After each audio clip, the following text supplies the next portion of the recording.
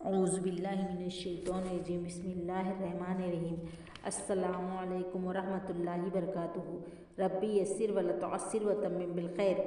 آج ہم لیں گے واحد مذکر و مؤنث کے لیے استعمال ہونے والی ضمیروں کی کچھ مثالیں۔ انتی مسرورتن، انتی مسرورتن، مسرورتن یعنی خوش کے لیے کہا گیا ہے، انتی لیڈیز کے لیے کہا گیا ہے۔ انتی مسرورتن یعنی تم خوش ہو۔ ہیا خبازتن، خبازتن باورچن کے لیے کہا گیا ہے، خبازتن یعنی باورچی کے لیے کہا گیا ہے۔ ہیا خبازتن یعنی وہ باورچن ہے۔ انا موظفن، موظفن یعنی افسر کے لیے کہا گیا ہے، انا موظفن یعنی میں افسر ہوں۔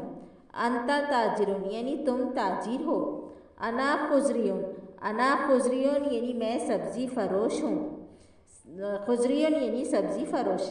انتا فاکہانی، انتا فاکہانی یعنی تم میوے فروش ہو، میوے فروش ہو۔ آج کے لیے اتنا ہی، آگے کے ایپیسوڈ میں آپ کو بتاؤں گی۔